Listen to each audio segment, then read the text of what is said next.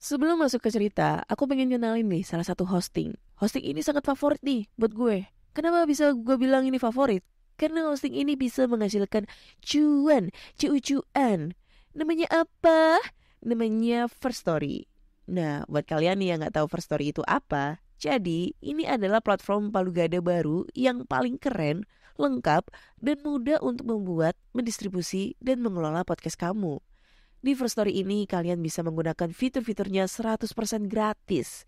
Kamu bisa mengupload episode terjadwal dan mendistribusikan podcastmu di semua platform hits podcast kesayangan kalian. First Story menyediakan customer service yang luar biasa berkat tim yang berisikan podcaster berpengalaman. Kamu bisa share podcastmu tanpa ribet dengan F-Link yang akan mencakup semua link platform dan sosial mediamu. Dengan First Story Ads, kamu bisa mengakses monetisasi yang mudah dan beneran nih bisa kamu cairkan sesegera mungkin.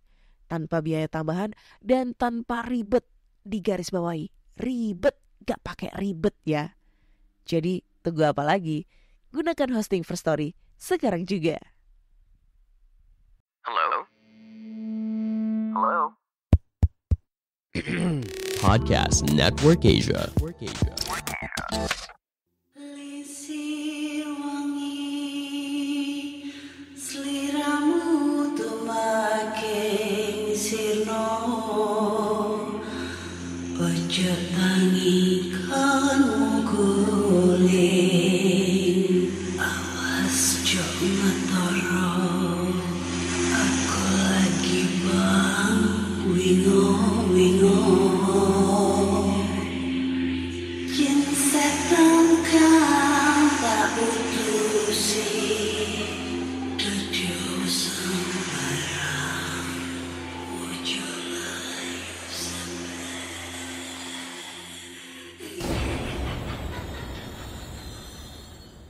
Hai Rek, ya apa kabar? Ketemu lagi dengan aku si Ana di podcast Kisah Horor. Kita bertemu di episode 195. Dan di episode kali ini aku membacakan cerita horor ataupun email berhantu yang sudah dikirimkan teman-teman melalui podcast kisahhoror@gmail.com atau di Instagram podcast Kisah Horor serta Google Form yang lainnya tersedia di bio Instagram podcast Kisah Horor. Wow, tidak terasa ya, podcast Kisah Horor ini udah berada di episode 195. Dan kurang 5 episode lagi PKH itu udah mencapai 200 episode. Nah, gua sampai bingung nih. Kita bikin apresiasi apa ya di episode 200 ini? Apakah kita bikin kaos merchandise gitu, kaos-kaos PKH, atau mungkin kita bikin giveaway apa gitu. Aduh, kalau giveaway duit itu agak sensi ya, karena kemarin banyak banget tuh yang pada antusias banget. Maksudnya pengen dimenangin tapi dia nggak bikin rulesnya ya kan. Cuma yang bikin kan cuma satu orang itu. Waduh, mengapresiasi sekali nih itu buat siapa kemarin tuh ya yang dapat giveaway gitu. Walaupun tidak seberapa, seenggaknya bisa membahagiakan orang lah. Makanya kalau misalnya banyak kemarin yang DM mana giveaway-nya? Mana nih giveaway-nya? Gimana sih katanya ada giveaway? Lah, gimana gue mau bikin giveaway kalau kalian sendiri aja tidak berpartisipasi gitu loh, ya kan? Setidaknya untuk menghibur kita semua gitu, mengapresiasi, mungkin lebih kayak ngikutin rulesnya apa. Kalau disuruh bikin cerita horor, ya udah bikin cerita horor kreasi kalian gitu ya, yang sehoror mungkin, yang nantinya bakalan dapat hadiah nih dari gue gitu kan, kayak gitu-gitu guys. Nah, untuk rulesnya besok apa, gue nggak tahu, masih dalam otak nih ya, karena nggak tahu itu ya episode 200 tuh apakah pas di tanggal tua. Takut pas di tanggal tua cuy, ya kan, tanggal tua, tanggal keramat bagi kita semua. Tapi semoga kalian semoga kalau dapat rezeki mungkin kita bikin giveaway yang lebih gede lagi, memperingati 200 episode dan memasuki season ketiga gitu. Ya, ditunggu aja kabar baiknya. Makanya pantengin terus podcast Kisah Horor di platform podcast kesayangan kalian gitu. Oke. Kita lanjut bercerita-cerita horor nih. Horor. Aduh agak bindeng ya, maaf ya karena pilek nih, nggak kunjung sembuh-sembuh, batuk, pilek dan lain-lain. Dan langsung aja kita bacain cerita yang datang dari email ya. Coba kita cek dulu cerita pertama ini. Waduh. Ini gimana nih ngebacainnya ya? Ini cerita dari siapa sih namanya nih? Surya. Ini dia kirim email ya. Nulisnya nggak di kolom ini, kolom apa sih? Kolom pesannya, melainkan di subjeknya ya kan. Jadinya begini cuy, tidak jelas, tidak lanjut ceritanya. Ini sedikit aku bacain ceritanya dulu ya. Judulnya Di Belakang Tangga. Assalamualaikum warahmatullahi wabarakatuh. Selamat malam Mbak Ana dan pendengar podcast cerita horor yang budiman. Hello, nama saya Surya.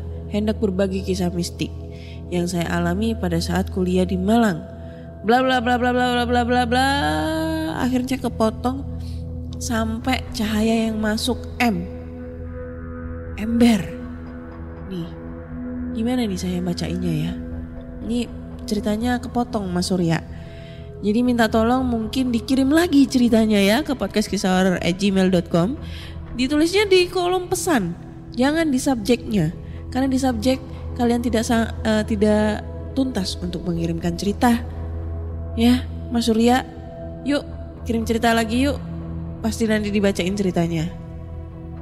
Aduh, sayang banget nih. Oke, next. Ini cerita dari siapa ini? Waduh, panjang ini ceritanya. Dari Mbak Ranti yang judulnya adalah Penghuni Kamar Kos. Assalamualaikum. Waalaikumsalam. Hai Ana, namaku Ranti. Aku dari Bandung. Halo Bandung. Di sini aku mau ceritain pengalamanku tinggal di salah satu kosan yang pernah aku tinggalin dulu sewaktu masih kerja di salah satu mall di Bandung. Mana tuh? Kejadian ini udah terjadi lumayan lama, sekitar tahun 2005. Wah, 2005 mbaknya udah kerja. Saya masih SMP. FBI, sebetulnya aku asli orang Bandung. Dan kenapa aku ngekos? Karena rumahku terlalu jauh dari mall tempat kerjaku. Kalau naik kendaraan umum harus 3 kali ganti angkot. Kosan ini aku dapat dari temanku yang pacarnya ngekos juga di situ. Kebetulan kosan itu kos campur, cewek dan cowok. Waktu mau sewa, ada 2 kamar yang kosong. Waduh, kok serem. Ntar dulu ya, ini gue potong ya. Ini maaf, gue potong dulu. Gue ngedengar kayak ada orang lempar-lempar. Pelan sih, pelan. Kayak ngelempar, pasir dilempar gitu. Tapi seketika kucing gue langsung kebangun cuy. Ini kucing gue langsung kayak nyamperin sumber suaranya sekarang. Tapi ngendap-ngendap. Kitten loh padahal ini. Waduh, kok takut ya? Wah, sekarang sudah jam 1 saudara-saudara, jam 1 malam. Wah, takut anjir. Oke, lanjut ya. Sorry. Nyampe mana tadi? Oke, gue ulangin lagi ya. Sorry banget kepotong tadi soalnya aduh kedengeran kayak ada suara ngelempar gitu. Oke, maaf gue ulangin lagi ya. Dari awal nih. Assalamualaikum. Hai Ana, namaku Ranti. Aku dari Bandung. Di sini aku mau ceritain pengalamanku tinggal di salah satu kosan yang pernah aku tinggalin dulu sewaktu masih kerja di salah satu mall di Bandung. Kejadian ini udah terjadi lumayan lama, sekitar tahun 2005. FBI, sebetulnya aku asli orang Bandung. Dan kenapa aku ngekos? karena rumahku terlalu jauh dari mall tempat kerjaku. Kalau naik kendaraan umum harus 3 kali ganti angkot. Kosan ini aku dapat dari temanku yang pacarnya ngekos juga di situ. Kebetulan kosan itu kos campur, cewek dan cowok. Waktu mau sewa ada 2 kamar yang kosong. Saat itu posisinya satu kamar di dekat dapur dan berada di paling belakang. Sedangkan yang satu lagi berada di depan, kamar nomor 3. Tetapi posisi pintu kamar itu tepat sekali berhadapan dengan pintu kamar mandi dan tangga ke lantai 2. Akhirnya saya memilih kamar nomor 3 ini untuk disewa. Karena waktu itu justru mikirnya lebih takut di kamar belakang. Soalnya jauh dari kamar-kamar yang lain. Seminggu tinggal di kamar itu masih belum ada kejanggalan. Masih nyaman-nyaman aja. Dan juga teman kosannya baik-baik. Tapi menginjak hari ke-8 baru ada sesuatu hal yang aneh. Waktu itu tepat jam 12:30 malam. Sehabis ngobrol-ngobrol dengan teman kosan dan sampai lupa waktu. Aku baru keinget bahwa besok harus masuk kerja pagi-pagi. Dan akhirnya pamit masuk kamar untuk tidur. Pas masuk kamar ternyata malah susah buat tidur. Akhirnya aku nyalain TV, siapa tahu lama-lama ngantuk. Beberapa menit baru kerasa mata ini ngantuk. Terus kumatikan TV. Pas aku menjamin mata, aku ngerasa di telingaku mendengar seperti ada orang yang ribut ngobrol. Tapi bahasanya gak jelas. Tepatnya seperti bergumam, tapi banyak sekali orang. Aku belum berpikir aneh-aneh. Mungkin perasaan aja. Tapi malah jadi gak bisa tidur lagi. Terus aku nyalain TV lagi. Siapa tahu jadi ngantuk lagi. Setelah aku rasa ngantuk lagi, aku matiin lagi tuh TV-nya. Dan coba lagi menjamin mata. Tapi hal yang sama terjadi lagi. Di kuping itu kerasanya berisik sekali. Seperti suasananya ada di kerumunan orang yang lagi bergumam. Dan akhirnya aku coba nyalain lampu karena memang sebelumnya pas masuk kamar gak dinyalain. Aku coba tidur dengan keadaan lampu menyala. Dan hal itu masih saja terjadi hingga akhirnya aku ngerasa kesel sendiri. Dengan nada marah, aku gebrak meja kecil di kamar sambil bicara. Aku bilang, tolong ya, saya gak pernah mengganggu. Kalau memang kalian ada di sini, jangan ganggu saya. Gimana sih? Oh, kalau kalian memang ada di sini dan saya pernah buat salah, saya minta maaf. Tapi tolong, jangan ganggu saya dan jangan berisik. Saya mau tidur, besok saya kerja pagi. Dan percaya atau tidak, akhirnya pas aku coba tidur lagi, suara itu hilang. Suasananya akhirnya sunyi. Lalu ada satu kejadian lagi. Waktu itu kebetulan aku dapat lembur 3 hari berturut-turut. Karena lawan shift kerjaku lagi sakit. Dan pas hari keempatnya aku kebagian masuk pagi dan pulang sampai kosan sekitar jam 5 sore. Saat itu badanku rasanya capek banget dan rasanya ngantuk banget.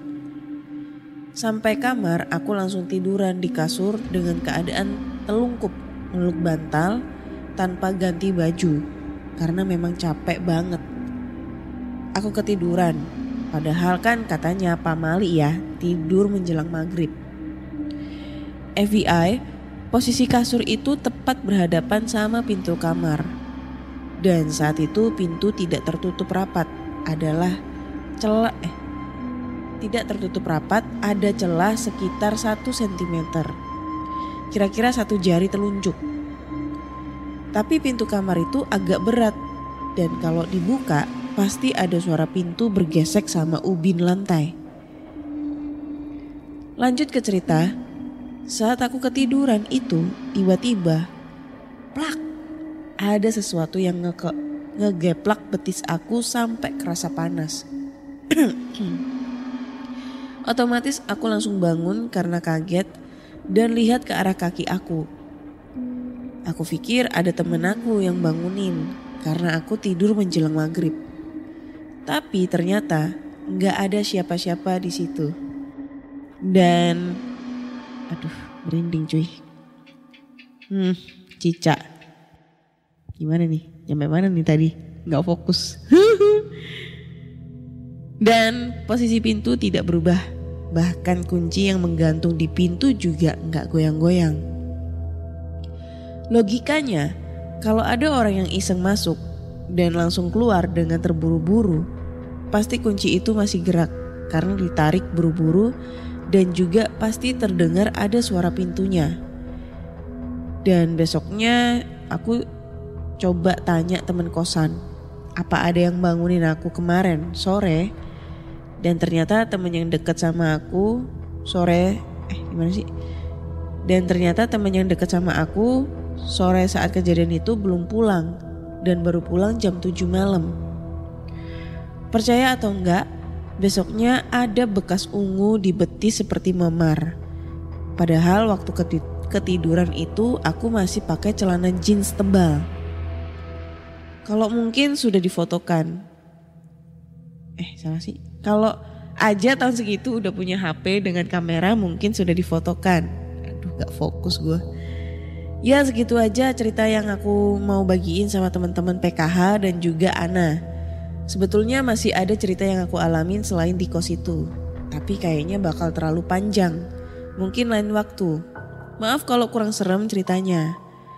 Oh iya, setelah kejadian dikeplak itu akhirnya aku coba pindah kamar ke sebelahnya. Kamar nomor 2. Karena kebetulan yang ngekos di kamar nomor 2 itu pindah ke kosan yang lebih dekat sama tempat kerjanya. Dan alhamdulillah gak pernah ada gangguan apa-apa di kamar itu. Oke, sekali lagi maaf kalau kurang serem dan kurang greget. Kalau kata Ana mah, ini mah greget banget. Anjing, sumpah kaget Kitty. Bangke. Aduh, astagfirullahaladzim. Maaf.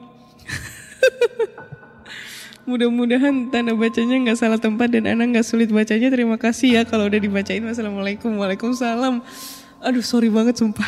Anjir sampai kaget gue merinding. Aduh, ini kucing gue ngegitin banget. Anjing sumpah.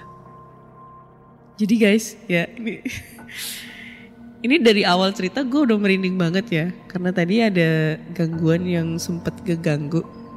Ada kayak orang lempar gitu, kayak batu kerikil kecil-kecil gitu, kayak pasir gitu. Terus seketika kitten aku, karena aku di sini punya 3 kucing, aku punya kucing 3. Yang satu kan yang kucing aku paling gede tuh, yang Kitty itu, yang 2 itu masih kitten. Nah yang kitten 1 ini yang Persia, ini tidur di kamarku. Tadi ini sempat kebangun gitu, waktu ada lemparan. Nah pas gue fokus nih ngebacain ceritanya si Mbak, siapa nih namanya? Mbak Ranti. Tiba-tiba kucing aku yang gede pas aku ngeliat gitu kan, ngeliat ke arah pintu.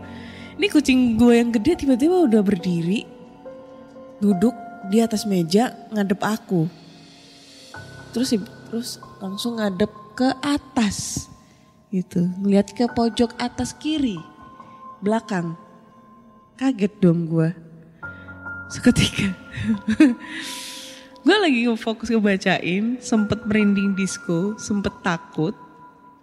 Ya bukan takut sih, lebih tepatnya kayak was-was gitu ya.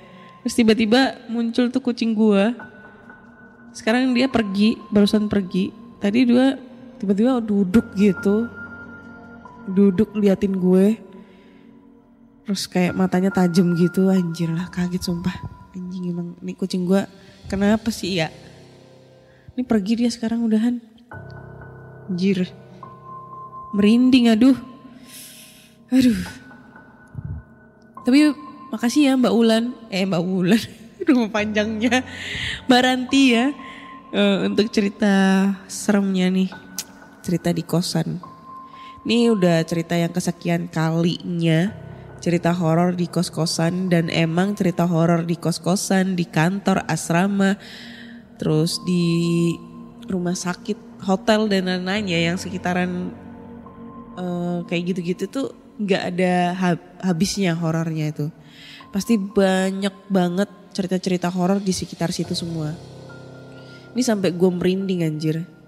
Ya kan, tadi gue ngebacain sempat ada gangguan-gangguan kecil, terus tiba-tiba pas ending kucing gue, anjir kalau gue bisa foto ini, refleks ngefoto ini pasti kaget gitu.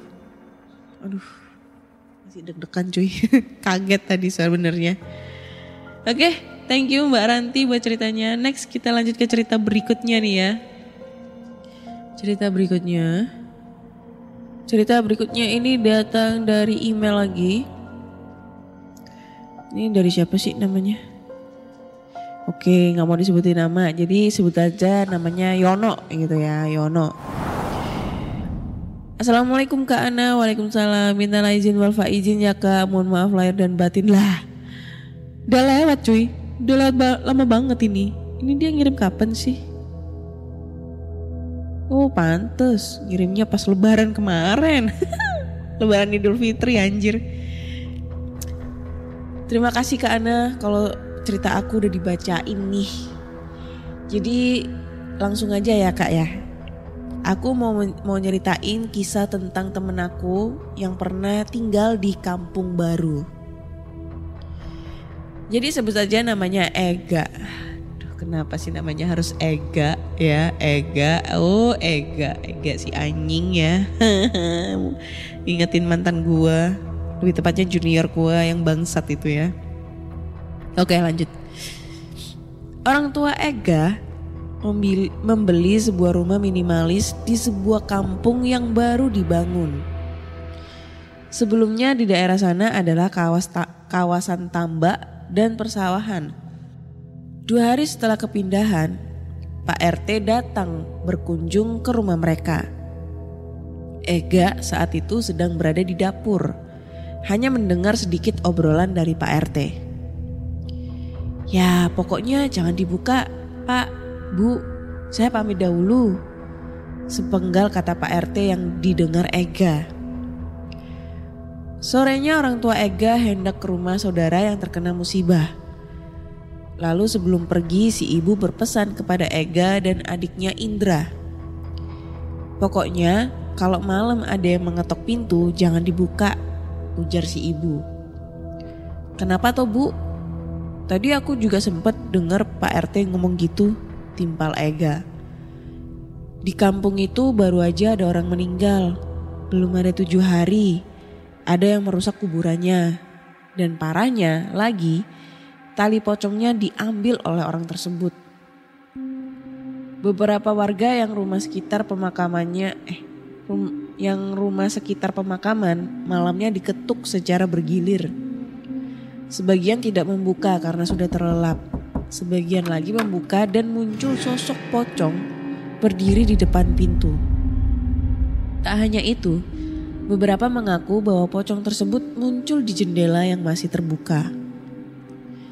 Selepas Isya, Ega menonton TV sedangkan Indra main bersama anak-anak seumurannya di luar. Tak lama si Indra masuk dan bercerita kalau ada temannya yang kenal anak kompleks sebelah.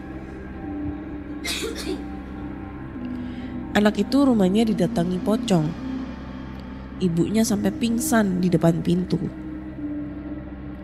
Ega yang sempat lupa tiba-tiba teringat pesan ibunya dan dia segera melesat mengunci pintu dan menutup jendela. Bus, bus gitu ya suaranya. Mas, itu suara apa? Tanya Indra. Gak tahu Indra, mungkin angin. Jawab Ega setengah berbisik. Malam semakin larut. Indra sudah tertidur nyenyak. Ega masih mengerjakan PR. Bagian yang paling tidak masuk akal di cerita ini. Seperti di plot film horor kebanyakan. Tiba-tiba terdengar ketukan. Karena sudah diberitahu supaya tidak membuka pintu, si Ega tetap diam di tempat. Suara ketukan itu hanya 3 kali lalu hilang. Anjir.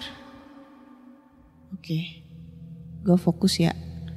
Aduh, merinding cuy. Si Ega sudah merasa lega. Dia pikir udah tenang hingga jendela depan kamarnya diketuk. Ketukan tersebut disertai bau busuk yang samar-samar tercium. Posisi jendela itu menghadap kebun pisang milik warga dan dikelilingi pagar. Siapapun yang saking inginnya bertamu sampai harus memanjat pagar orang, jelas sudah gak waras atau mungkin gak lagi hidup. Kembalikan taliku. Suara rintihannya berat dan menggema. Si Ega hanya bisa terdiam, saking takutnya dia. Tak lama suara itu hilang. Hanya ada suara yang tadi sempat dipertanyakan Indra. Ega baru sadar, jendela loteng belum ditutup. Gak ada suara, gak ada bau, Ega merasa aman-aman aja. Dia segera melesat ke loteng. Kalau itu sih saya udah ogah kali kak. Saat di sana benar saja jendelanya terbuka.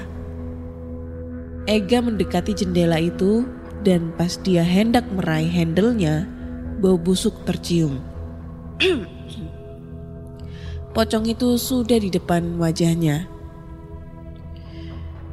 Dia tersentak dan jatuh ke lantai. Sembari menahan sakit, dia coba kembali mengintip jendela. Pocong itu pun sudah tidak ada di sana dan baunya juga lenyap. Ega segera menutup jendela dan turun ke lantai bawah.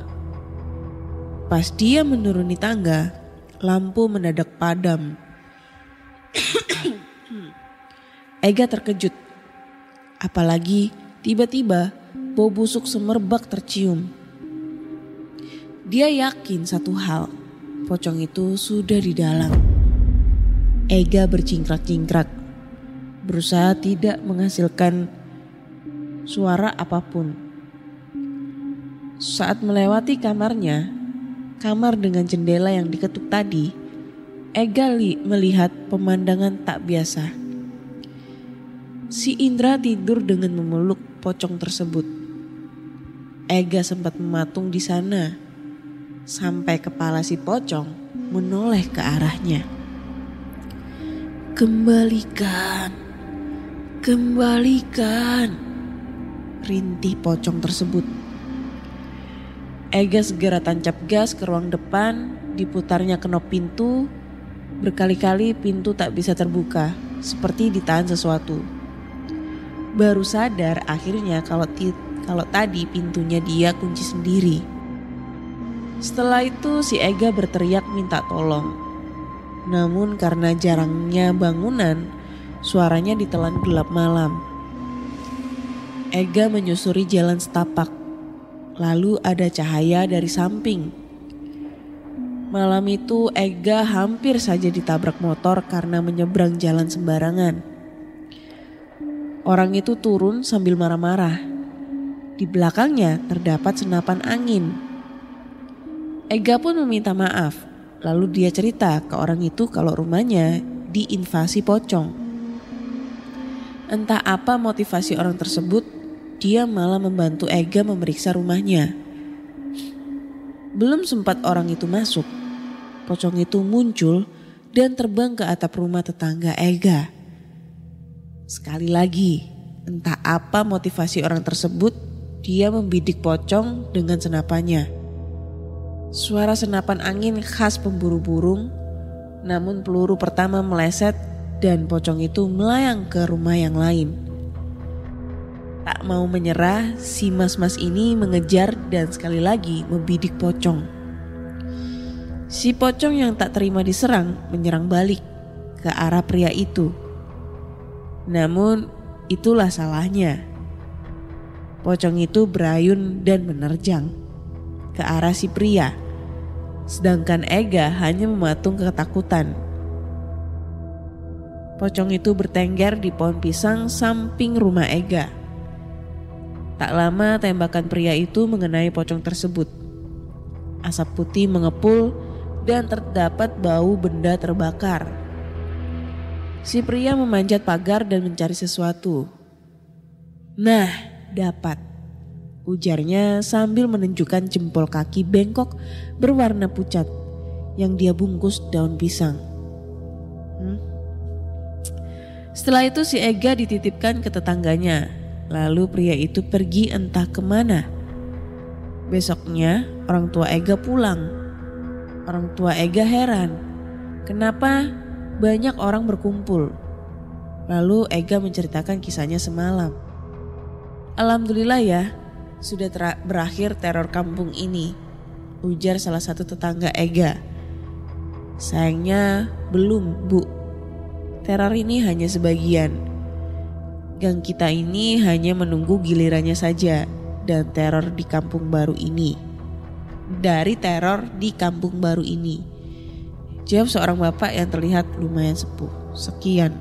Oke. Ceritanya sangat membagongkan ya. Kayak film anjir. Ngegantung. Tidak ada endingnya. Endingnya cuma begitu doang. Si mas-masnya ini nembak si pocong. Jedar. Pertama tidak terkena saudara-saudara. Tembakan kedua lagi jedar. Tidak terkena saudara-saudara. Si pocong sangat emosi. Tersulut emosinya. Si pocong lalu menendang si mas-mas. Si mas-mas ini tersungkur. Lalu si mas-mas ini dengan antusias menembak itu pocong lagi. Jedar. Akhirnya si pocong tertembak dan berubah menjadi asap kepul.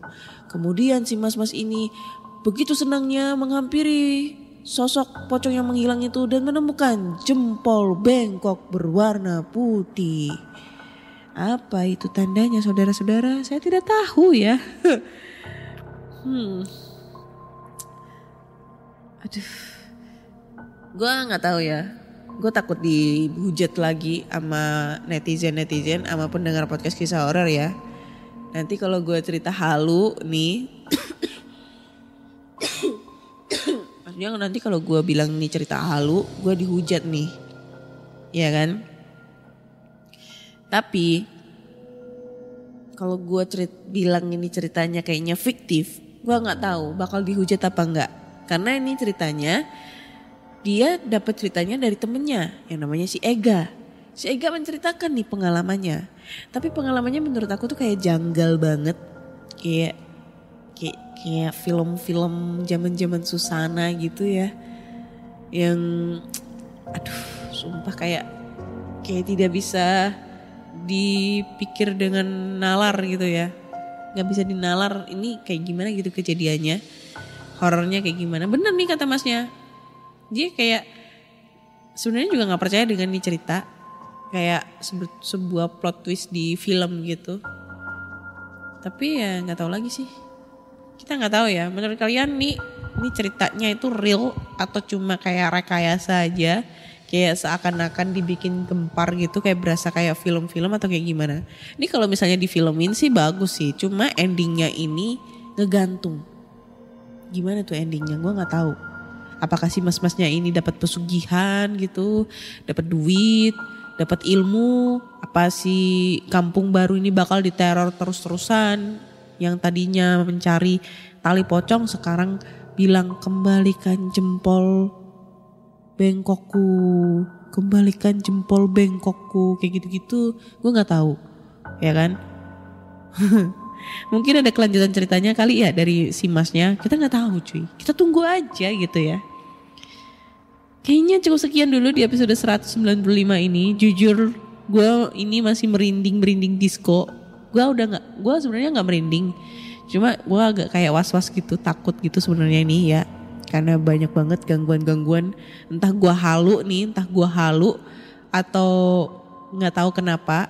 Tapi yang gue bikin kaget itu tadi posisi kucing gue nih, kucing gue yang paling gede tiba-tiba muncul di di atas meja, duduk di atas meja nggak kedengeran dia masuk atau nggak kedengeran dia tiba-tiba loncat di meja itu nggak kedengeran. Biasanya tuh kedengeran kalau dia naik ke meja itu kedengeran kayak kucing naik gitu, pluk gitu. Ini nggak kedengeran sama sekali gitu, tiba-tiba naik di situ cuy. Nggak sadar juga kalau ada kucing naik gitu, padahal jarak meja sama jarak pandang gua sekitar berapa senti gitu loh. Ada sekitar 40 senti gitu. Kayak gitu deh kayaknya. Merinding cuy. Oke deh, kayaknya cukup sekian dulu di episode 195 ini. So buat teman-teman semua, kalau kalian punya cerita horor nih ya, kalian langsung aja kirim cerita kalian ke podcastkisahhoror@gmail.com atau di Instagram Podcast Kisah Horor serta Google Form yang linknya tersedia di bio Instagram Podcast Kisah Horor. Jangan lupa dengerin Podcast Kisah Horor di Spotify, Google Podcast, Apple Podcast serta di Noise. Dan jangan lupa kasih rating bintang 5 buat Podcast Kisah Horor di Spotify, karena kalian sekarang udah bisa ngasih rating nih. Rating bintang 5 ya kakak, untuk podcaster kesayangan kalian.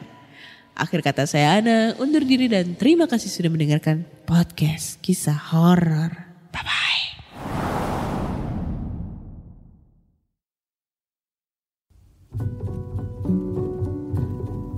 Pandangan dan opini yang disampaikan oleh kreator podcast, host, dan tamu tidak mencerminkan kebijakan resmi dan bagian dari Podcast Network Asia.